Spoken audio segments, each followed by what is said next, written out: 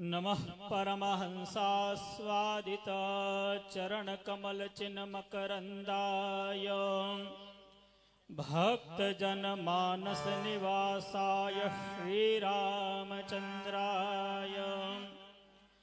वागीशायस्य वदने लक्ष्मीर्यस्य च वक्षसि यस्यास्ति हृदये संवित्तं नृसिंहमहं भजे। सर्वरूपमयी राधा सर्वं राधामयं जगत् अतोऽहं विश्वरूपां तां नमामि परमेश्वरीं।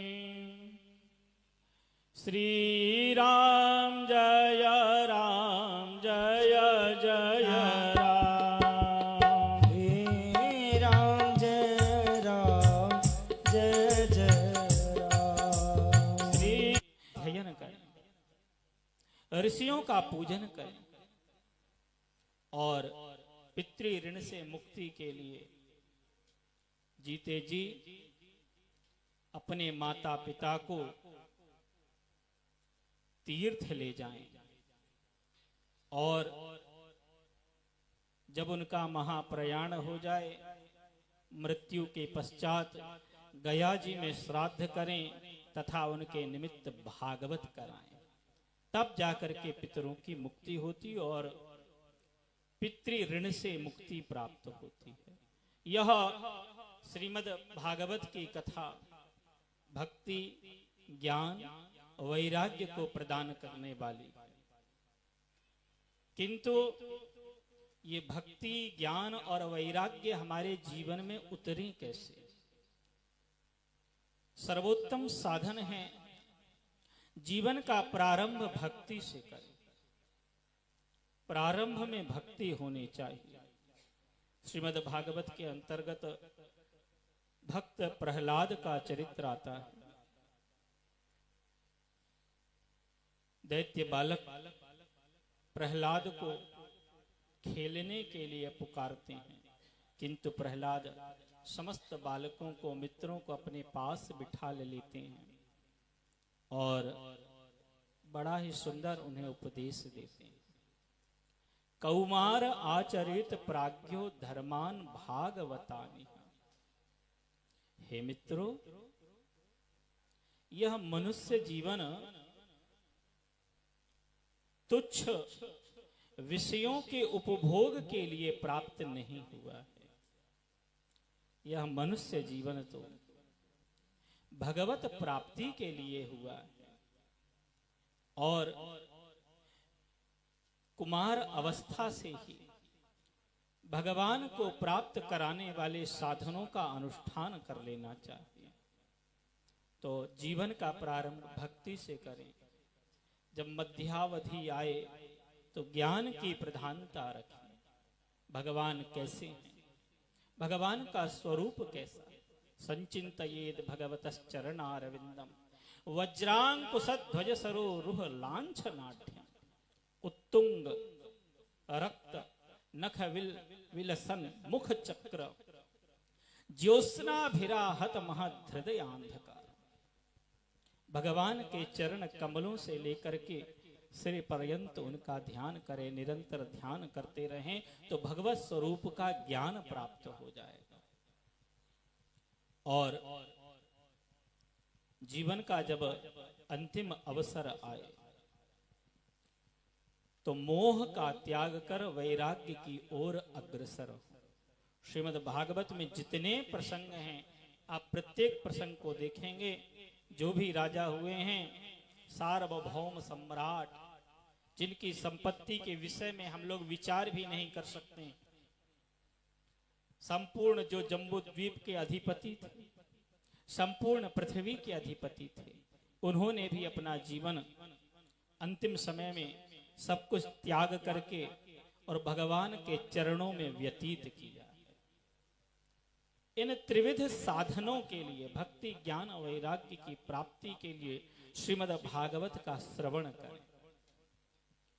यह भागवत की कथा यद्यपि भुक्ति और मुक्ति दोनों प्रदान करने वाली है, यदि भोग चाहिए तो भी भागवत प्रदान करेगी, और मोक्ष चाहिए तो भी भागवत प्रदान करेगी। जीवन की कोई भी समस्या हो, भागवत में सबका निदान, सबका वर्णन किया गया है। जहां गृहस्थी जन, यदि गृहस्थ में उतार चढ़ाव होता रहता है, यदि कोई दुविधा आ जाए तो भक्ता प्रवर राजा अंग के चरित्र को देखे। संतान नहीं थी तब भी वे आनंदित थे, और बेन जैसी दुष्ट संतान हुई तो भी बड़ा दिव्य उपदेश देते हैं। कदपत्यम वरम मन्ये सदपत्याच्छुचाम पदात् निर्विद्येत गृहान मर्त्यो यत्क्लेश निवहा गृहा। अरे मैं तो सुपुत्र की अपेक्षा कुपुत्र को श्रेष्ठ समझता हूं, क्योंकि सुपुत्र के कारण मोह हो जाता है और घर से छुटकारा नहीं मिलता है, किंतु कुपुत्र घर को नरक बना देता है और सहज में ही इससे छुटकारा मिल जाता है। तो गृहस्थ जीवन में सकारात्मक विचार कैसे रखें, यह श्रीमद् भागवत के कतिपय प्रसंगों से प्राप्त होता है। और जो विरक्त धर्मावलंबी हैं, घर गृहस्थी को छोड़ना चाहते हैं, लोग कहते हैं छूटता नहीं है, छोड़ना नहीं चाहते इसलिए छूटता नहीं। छूटे कैसे? जड़ भरत जी से आप आदर्श चरित्र से जड़ भरत जी का छोड़ना कैसे, उनसे सीखिए। जड़ भरत जी कभी किसी काम के लिए मना करते नहीं, और कभी कोई काम ठीक से करते नहीं। आप काम से ठीक नहीं करेंगे, घर के लोग आपको वैसे छोड़ देंगे। तो जीवन की समस्या आए, भागवत का आश्रय ग्रहण करें। आप विगत 5 दिनों से श्री अश्विनी कृष्ण शास्त्री जी के मुख से यह भागवत की कथा श्रवण कर रहे हैं। निरंतर ऐसे ही भागवत कथा श्रवण करते रहें और एक एक पग चलते रहें। बस ध्यान को व्यवस्थित रखें कथा सुनने में, अन्यथा ये बड़े अच्छे संगीतज्ञ हैं, बीच बीच में ऐसा पीस लगाते हैं, इन्हीं लोगों ने ले लीन हो दुपट्टा मेरा। अब आप तो दुपट्टे के चक्कर में पड़ जाते हैं, वो दुपट्टा छुड़ाने के चक्कर में पड़ जाते हैं, यहाँ कथा आगे बढ़ जाती है। और जब आपसे पूछा जाता कथा कैसी रही, आप लोग कथा तो बहुत अच्छी रही। अच्छा सुना क्या? वो हमको नहीं पता, क्यों वहां बैठे नहीं थे? हाँ बैठे तो थे, लेकिन वो दुपट्टे के चक्कर में मन चला गया। तो मन को समाहित करें, क्योंकि अत्रैव वह संति श्रोतारो मम निर्मला। श्री गोकर्ण जी भगवत पार्षदों से पूछते हैं कि कथा तो सबने सुनी, विमान धुंधुकारी के लिए क्यों आया?